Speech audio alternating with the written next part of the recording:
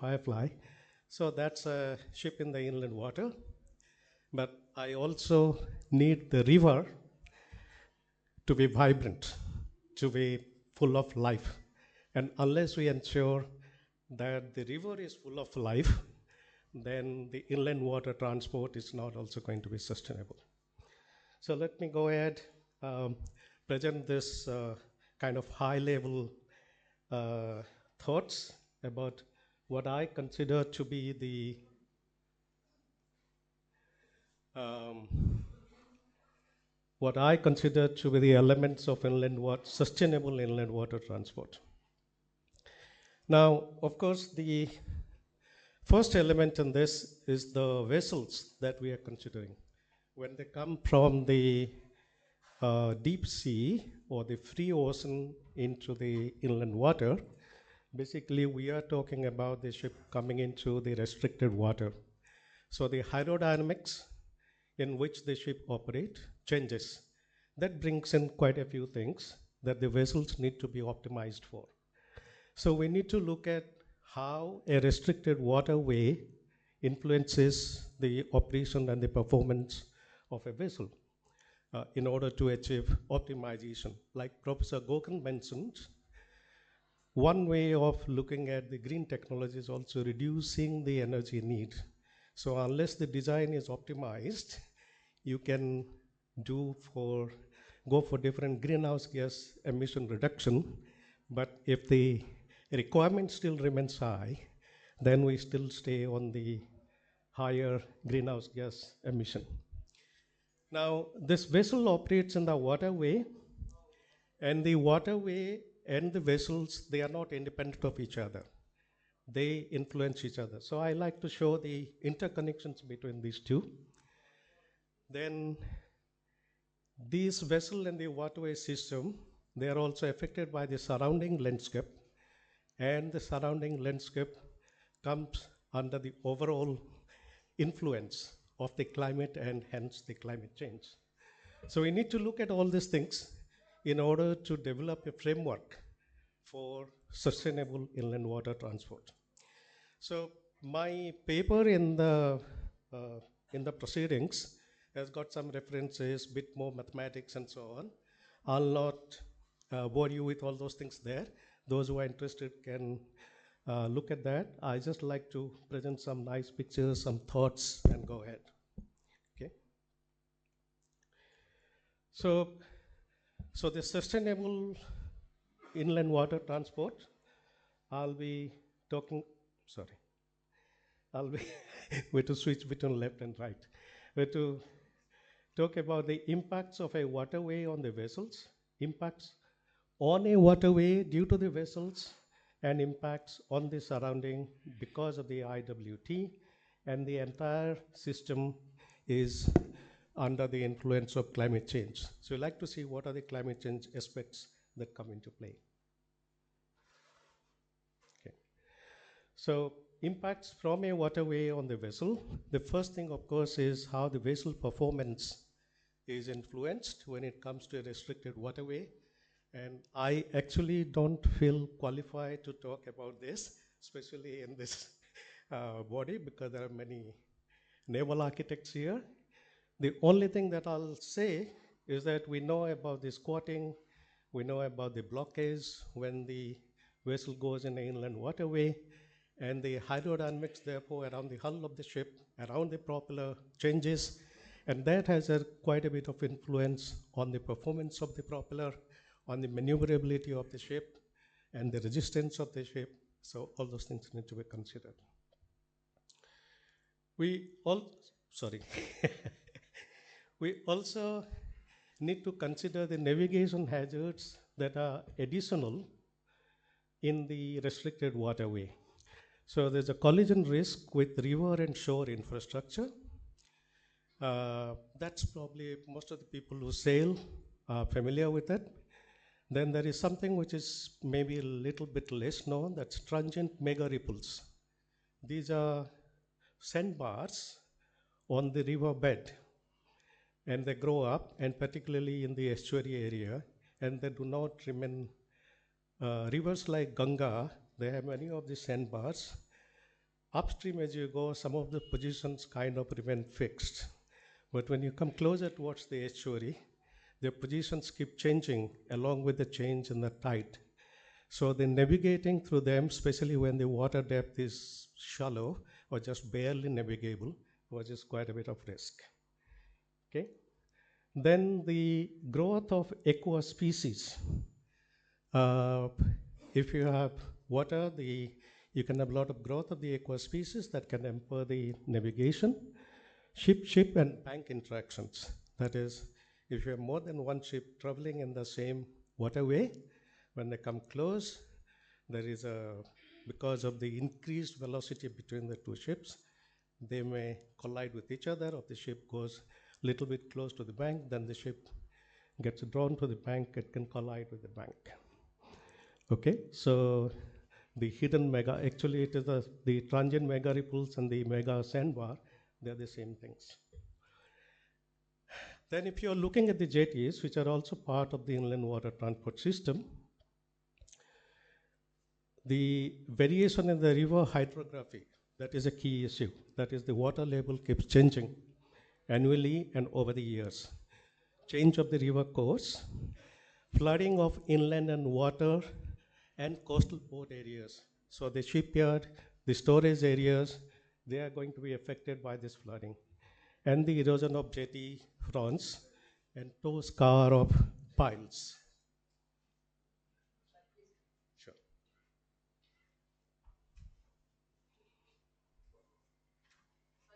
No, that's all right. Thank you. Okay.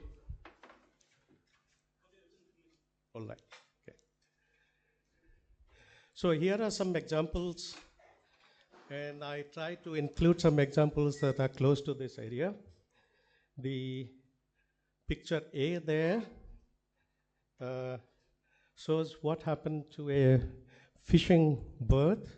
It's in Ramayapatnam, Barampur. I was involved in drawing up a project concept note for this area. And although it is on the coastal area, if you look at it first, you may start thinking about building a protection for this sea face. But if you try to think about the cause of it, then you realize that there is a river here which meets the sea, and the picture is not very clear, but you can probably still see a sandbank which is deposited there by the lateral drifts from the sea. Now that blocks up the river mouth. This river is a constricted river, and suddenly they open the dam and the river water comes in. Then the river water cannot go through the sandbank, and it just comes along the shore and washed away nearly 200 meters of that shore face. So that entire fishing jetty, fishing berth, the seafront that the fishermen use in order to do their fishing, that was washed away just overnight. Okay? So that's the kind of danger that we can have because of the river and the coast on the coastal inland water transport. B is from another project in Bangladesh, where we're looking at sustainability actually of the roads of a transport climate change impact. I came to this river. This river used to be used by the Bangladesh fishermen about 2 or 3 years back, but now it's completely covered with water hyacinth, and it's become completely unnavigable. And this water hyacinth growth of it, there could be several reasons, but one of the reasons for this growth is the eutrophication. That is, the farmers use nitrogen and phosphorus fertilizers on the banks. They get washed away into the river, and that actually promotes the growth of the water hyacinth. So that can also completely hamper your navigation. The third problem to the inland navigation is the river structures. Now, when I come to the next topic, you may ask, this is the impact of the shipping on the river or the impact of the waterway on the shipping. Now it is actually both. So the way, this is the famous incident that happened in Baltimore recently, and cost $55 billion of that order to the economy. And the container ship, which lost its power, came and hit one of the river pile, and that entire bridge collapsed. Okay. Now, Professor Shah talked about how a electrical hybrid propulsion engine could have helped solve this problem in getting the power back quickly. Now, there are many ways of dealing with such incidents. I'll just discuss one of the things a little bit in a later slide. The next issue, next important thing of the river on the inland water transport is the hydrography of the water. That is the water level of in the navigable channel. This picture here shows in Mahanadi River, Kairmal. Yeah, Kairmal, it's I think near Sambalpur, slightly farther away from here. How the water level varies interannually, that's between the summer to the rain season and also over the years. So here it shows from 2017 till 2023. Now what we can see that the variation in the water level is quite high. It goes from nearly 98 meters, that's it's over 8-meter range, the water level fluctuates over these years.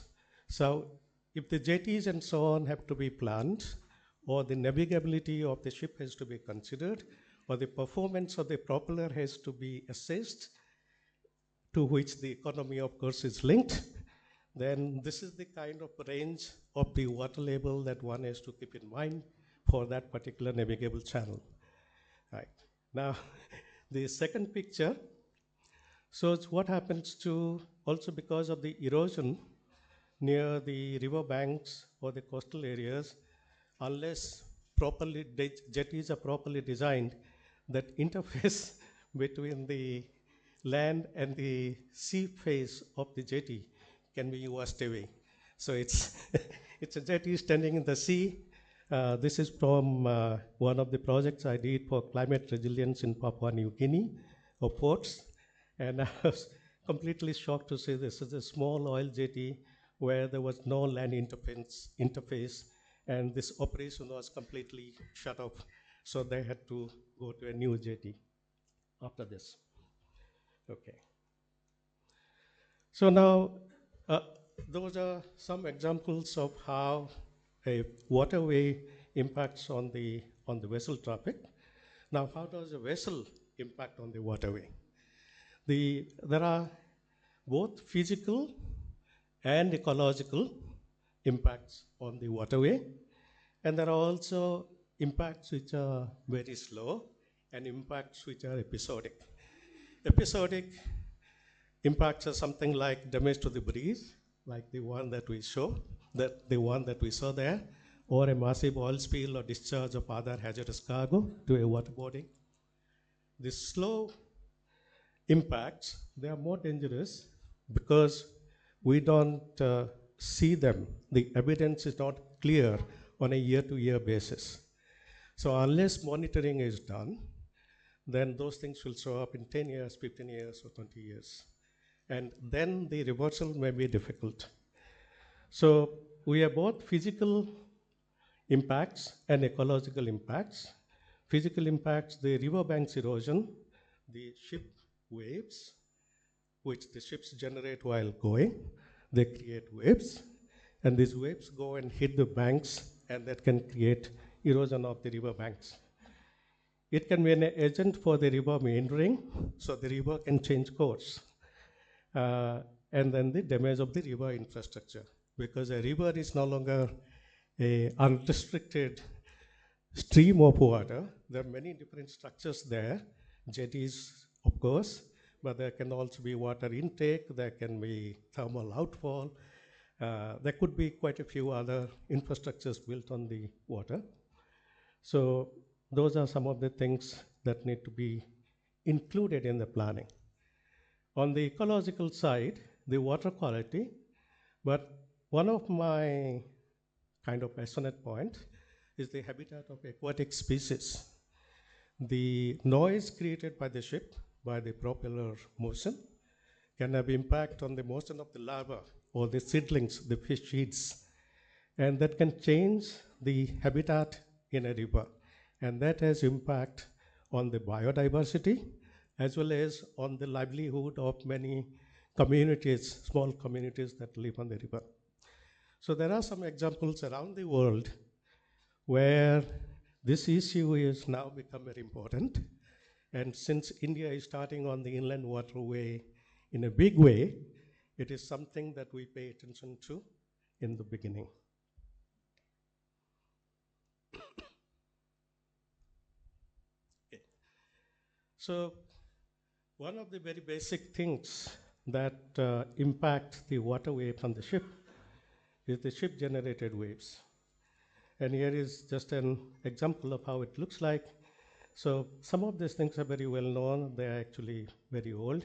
This is how it looks like in deep water. This is how it looks like in shallow water. The major difference being we have a big drawdown that is generated. And this drawdown is basically because of the ship sinking into the water. And as it moves, it pulls this body of water with it. So that drawdown, if you actually remove the drawdown from the signal, that signal will look fairly similar to this. Yeah, okay. So this drawdown is a key feature, and that can be modeled very easily for any particular ship form and so on in the CFD.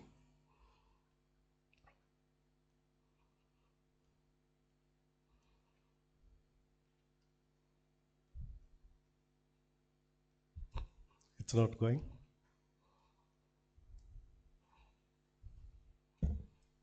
Okay. So I'm just told that I have only 1 minute, so I'll skip this page. But this page, basically this photograph here shows that while the waves generated by the ship, by a single ship may not be significant, when you add them up, the effect over a year, the effect on the shoreline can be quite significant and cause erosion around the shoreline and the river. Okay, I'll skip this page, but one point of interest here is that if we have to avoid the kind of incident that we saw there, for example, Florida has a regulation that any bridge pile in the river has to have a very large surface piercing toe protection so that in the event the ship hits the pile, the entire pile doesn't fall down. The ship gets damaged, of course, but, but at least the bridge stays in place. It adds to the cost, but that's a point, that's something that we have to think about how we bring in regulations so that we avoid future catastrophic incidents.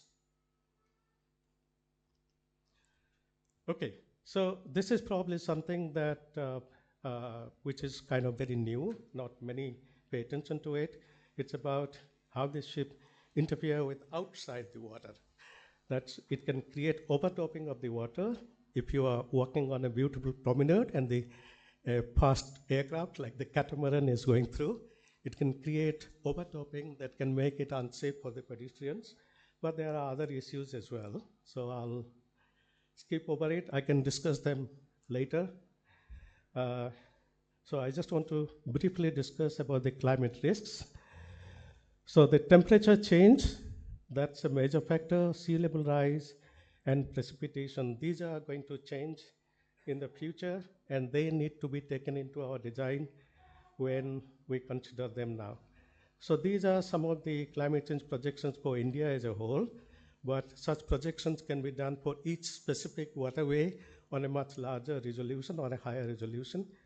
And we can see for 20 years or 30 years from now, what are the kind of heat and rainfall runoff which determine the flooding has to be taken into consideration. And of course, once we understand the climate risks, then we can think about the adaptations that will be required to make the inland water transport sustainable. So the question basically is, I'll say, How do we get there? We basically need three main things. One is we need to identify the research needs. In all those three areas, there are very clearly identified knowledge gaps that exist, and we need to undertake research programs to address those problems so that our inland water transport is more sustainable. We need to define, this is very important, we need to define the baseline data sets, particularly with respect to the aqua biosphere. That's what's there in our river. What is the flora and fauna that exist currently, and keep monitoring them, because the changes are going to happen slowly. It's not going to happen overnight. It's going to happen over 5 years, 10 years. So that's why we need to monitor them and keep them in a nicely data archiving, data mining, in order to understand the changes and what policy making may be needed in order to make it sustainable. Okay, so that's it. I think I finished within 1 minute. Thank you.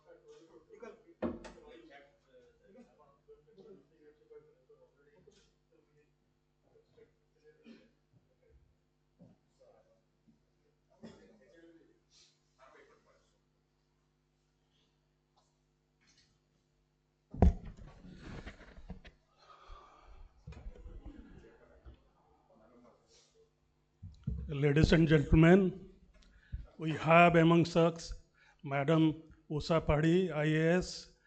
She is the Principal Secretary, Commerce and Transport Department, as well as Housing and Urban Development Department of Government of Odisha. In spite of her busy schedule, I know how busy today she is. The meetings lined up, another meeting at 12:30. She told me that I'll give only half an hour. So already we have taken 10-15 minutes. So without wasting much time, I will invite Madam Paddy to present the government's perspective on this two-day international seminar. Thank you.